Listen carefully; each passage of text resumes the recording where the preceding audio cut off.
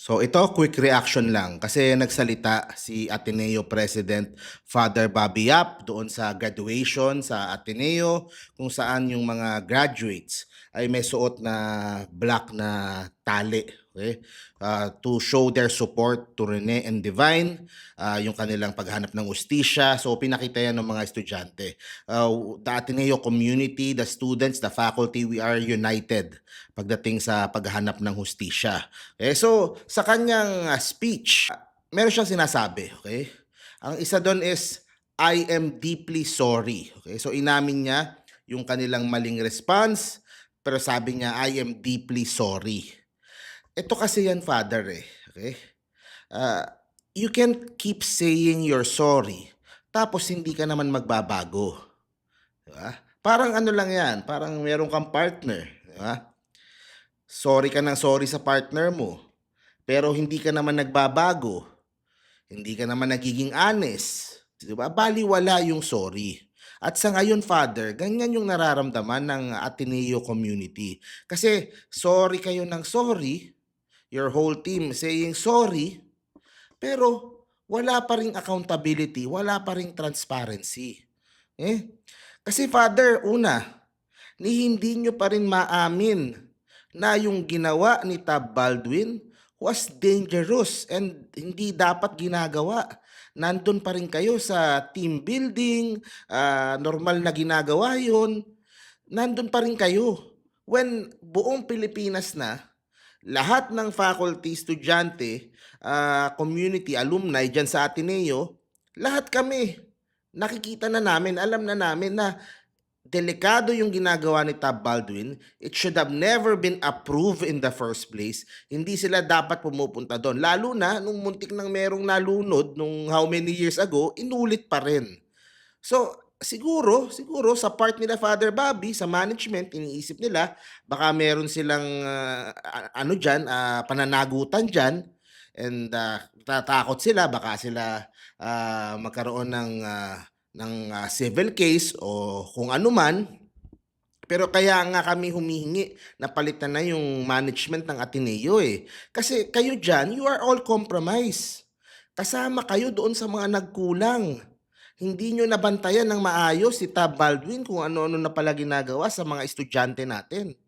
Diba? Kaya the way you're clinging to power, diba? Ang problema, kumbaga sumuko na kami na gagawa kayo ng unbiased na investigasyon dahil it seems to us that you are protecting yung mga sarili nyo dyan dahil sa kapabayaan nyo in handling itong si Tab Baldwin. Diba? So yun yung una eh. Yung hindi ma-acknowledge yung danger nung ginagawa ni Tab Baldwin. Diba? O pangalawa, yung sa sa nanay ni Rene. Okay? Okay na ba? Nakausap na ba siya nung mga coaches, nung mga players? 'Di ba naikwento na ba sa kanya yung buong storya? It's one thing kasi nga naman yung lalabas sa podcast, lalabas sa town hall, i-explain mo sa tao kung ano yung nangyari, pero ang may kailangang marinig ng buong katotohanan ay yung nanay eh. Kasi pakiramdam nung nanay, lalo na nung nanay ni Rene, tinatago niyo sa kanila yung katotohanan. Siya yung dapat nakakarinig ng buong storya. Hindi yung mapapanood niya sa video, sa gano'n, di ba? Dapat naririnig niya in person. Dapat nung nandito siya, nakausap na siya ng lahat. Nakwento na sa kanya yung buong storya. Di ba? So, yun eh, kulang na kulang din doon sa part na yun. Kaya yung pagbigay sa magulang, lalo na ni Rene, ng buong storya, ng transparency doon sa buong nangyari. O baka tingin nyo sa nanay ni Rene ay kalaban dahil siya yung magkakaso sa inyo. Di ba? Kaya ayaw nyong ikwento sa kanya yung buong nangyari. O dyan na naman tayo pupunta na conflict na naman. Kayo nagmamanage ng school. 'Di ba? Pinagtatakpan nyo yung mga sarili nyo, hindi tuloy nagagawa yung dapat gawin. Doon sa speech ni Father Bobby, may sinabi pa siyang isa doon. Ateneo has failed to live out our mission and Ignatian values. Okay? Saint Ignatius yon, yung Ignatian values. Uh, no, actually. Ateneo did not fail. Okay?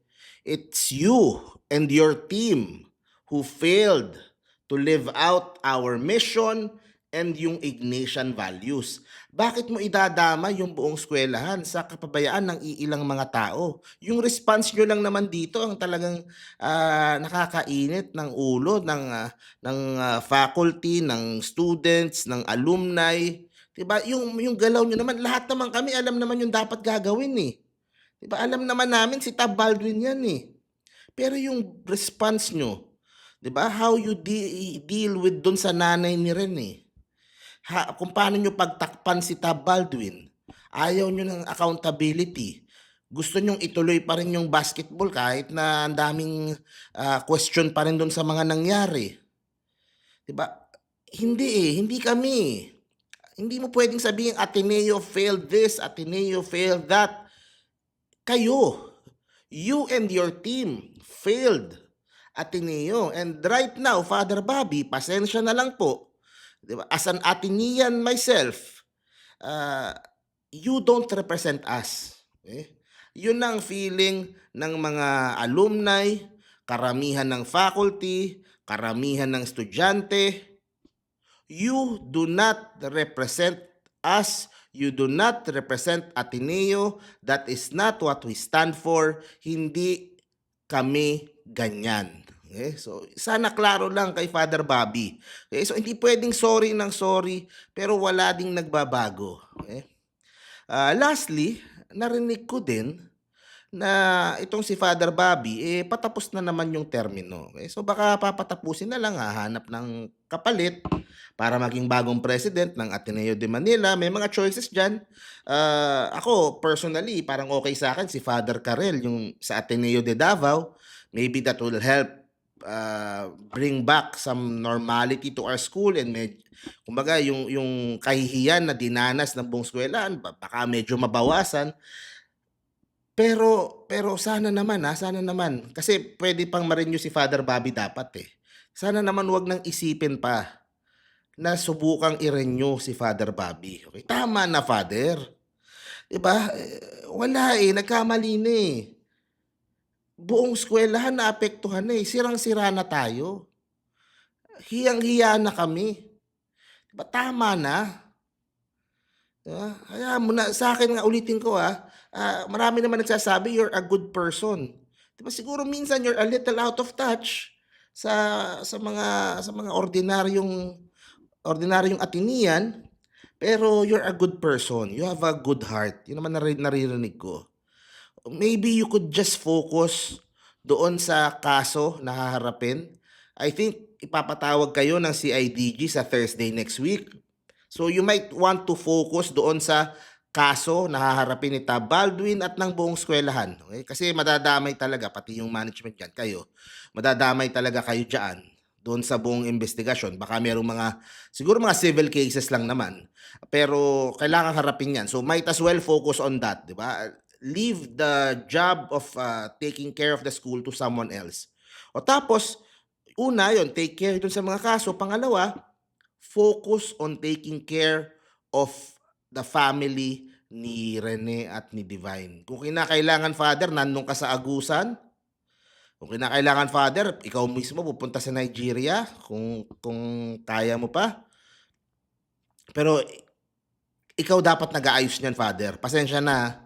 Kasi umabot tayo sa ganyan eh. Dapat simula pa lang naalagaan na yung nanay ni Rene. Simula pa lang dapat hindi siya yung parang may hinanaing sa atin na parang pinagtatakpan natin yung nangyari. Dapat kumampi tayo doon sa pamilya nung namatayan at hindi doon sa staff natin na alam naman natin na siya yung may kasalanan. Okay? So, might as well focus on that, Father. Diba? Sa akin, makabawi-bawi man lang tayo. Diba? Kasi wala na eh. Nasira na eh. Diba? Yung binalita din, yung sa teammates ni Rene, nandun na sa Lasal Sobel. Okay? Dapat nag-commit sa atin, nag-commit na doon sa Lasal Sobel. And hindi ka na magtataka doon, di ba? Kung ako man yung magulang nung itong mga kaklase ni Rene, di ba? Bakit ko ibibigay yung school sa inyo, hindi nyo inaalagaan? Kung may mangyari, hindi kayo maging responsible enough na harapin kami. So sa akin, hindi ko sila masisi. Okay? And kung ako man yung magulang, malamang yun din yung magiging desisyon ko, ililipat ko din talaga ng eskuwelahan. So, Father Bobby, simula pa lang yan ng damage sa reputation natin dahil sa mga actions nyo after the incident. So please, please, 'di ba? Lalo na sa kung sino man ang magde-decide diyan, kung iniisip niyo pa i-renew pa si Father Bobby, please naman maawa naman kayo.